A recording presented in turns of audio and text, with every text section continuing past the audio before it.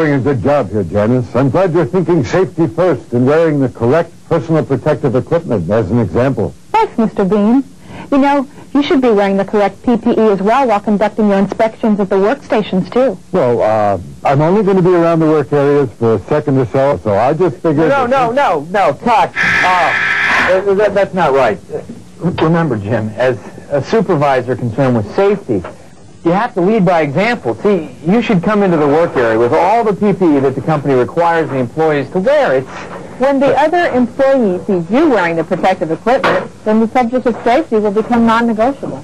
Yes, right, but I thought you said that the first-line employees should have total buy-in and ownership of the safety program. Well, they should, but remember, this can only be achieved with the full endorsement and support from the employee's first-line supervisor. Correct. Oh. So you, as a supervisor, must provide a work environment that not only talks safety, but really, lives safety, Jim. So that's why the supervisor should lead by example. Right.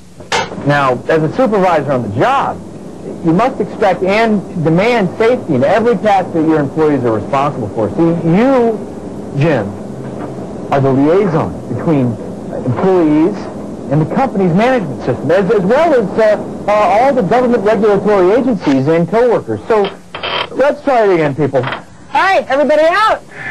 Quiet on the set. Supervising safety, take 2. And action. So keep up the good work here, Janice. It's good to see you following the safety policies, procedures, and guidelines that are in place here on site. I know the company's commitment toward safety is serious. All the safety practices here in place reflect the expectations of the company to provide a safe working environment. Like requiring you to wear appropriate personal protective equipment and knowing how to use it. Right. Be sure not to slow down your production results, though, from all these safety concerns. No, Cut. What now? You, as a supervisor, have the daunting task of balancing company objectives to achieve the production results from your employees while, not compromising safety. See, all of the hard work that produces results is always overshadowed by an accident. But results achieved without an accident sometimes go unnoticed. Yeah, and that's why it's up to you in the role of a supervisor to be certain that your employees are recognized for their safety achievements in, every phase of the job.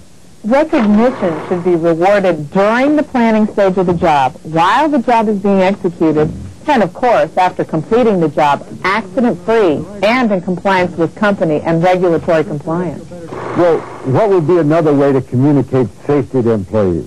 Jim, just simply talk safety. Talk safety?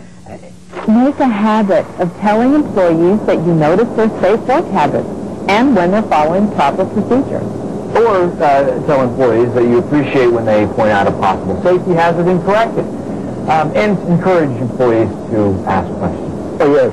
I believe the quote from another safety film was, "The worst question is the one that did not get asked." Yeah, right. That's good, Jim. Now, let's try it again. Quiet on the set! Supervising safety, take 3. Oh, wait a minute. Yes, Jim. Well, what's my motivation as a supervisor concerned about safety? Motivate others for safety. Ask employees for their help.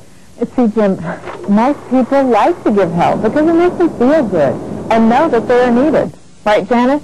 Right. See, praise is a powerful tool to motivate for a safe behavior, and be sure your praise is sincere. Also, try to keep your praise separate from criticism. So, you're saying that most people are likely to remember the criticism and assume that the praise was thrown in to make the criticism sound more positive? Yes, exactly. And be sure to be specific when giving praise.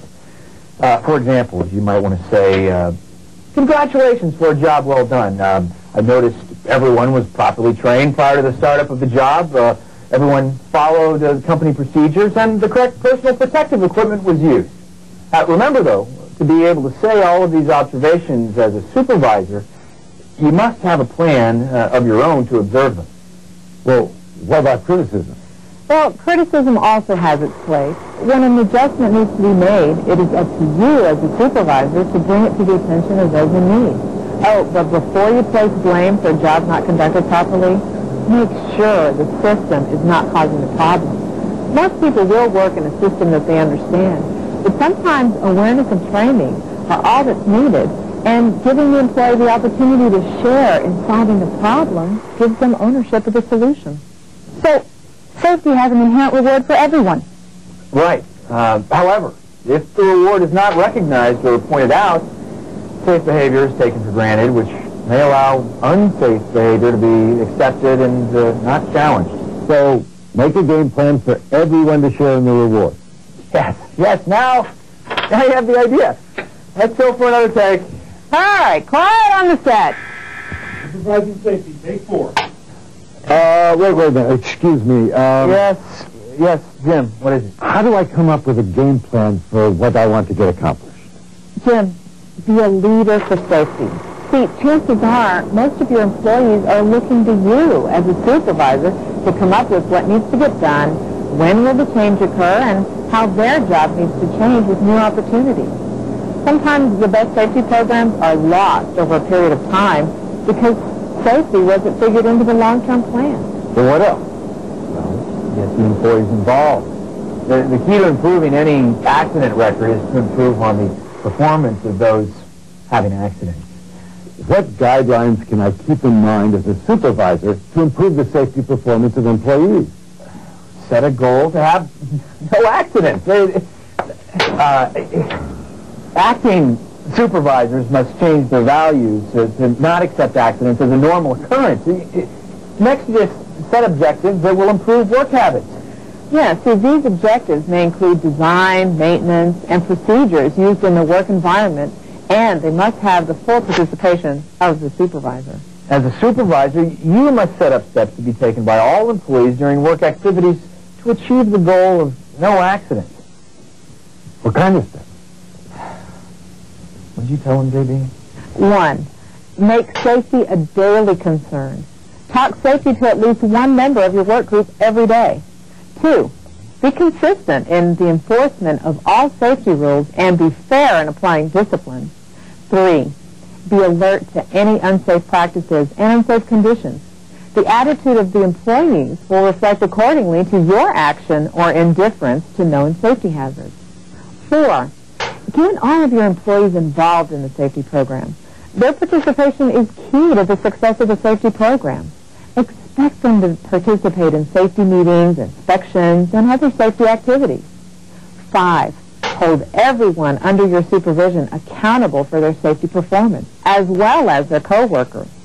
Just as you would hold them accountable for production rates, cost effectiveness, and other traditional performance measures. Place safety performance on top of that list.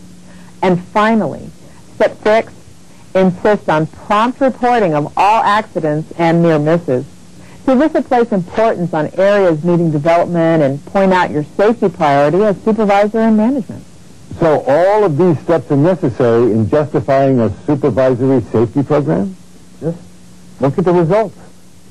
Results? Tell him, JB. Okay. See, 1, no accidents means no injury, illness, or property damage. By working toward this goal, many value-added aspects can be achieved for the entire organization. Number 2, insurance costs can be reduced through less premiums for workers' compensation, casualty, and business interruption. The amount of dollars associated with producing a revenue should be correlated to the cost savings realized by premium reduction. 3, employee morale is related to the level of safety in their jobs, which relates to the level of productivity. Safety is an employee benefit, and not all companies have the same level. Number 4, training an employee to be safe in their work habits allows an employee to be more efficient and productive. And 5, a committed supervisor towards safety would be a committed supervisor to a good management system overall. And finally, number 6, regulatory compliance will be easier to accomplish with a safety-committed management of employees. Thank you. Now, can we please shoot another take? Oh, absolutely. Good. All right. But before we begin, let me just rethink what I've retained about the supervisor's role in safety. Of course. Okay, Go ahead. So, my role as the first-line supervisor has a greater impact on the day-to-day activities of my employees than anyone else. I must believe in the safety program and demonstrate my belief through leading by example.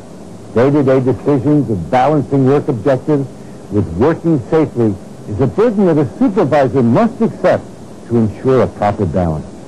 Now, motivation is a powerful tool to use in the safety program. As a supervisor, you're constantly striving to influence the behavior and work habits of your employees.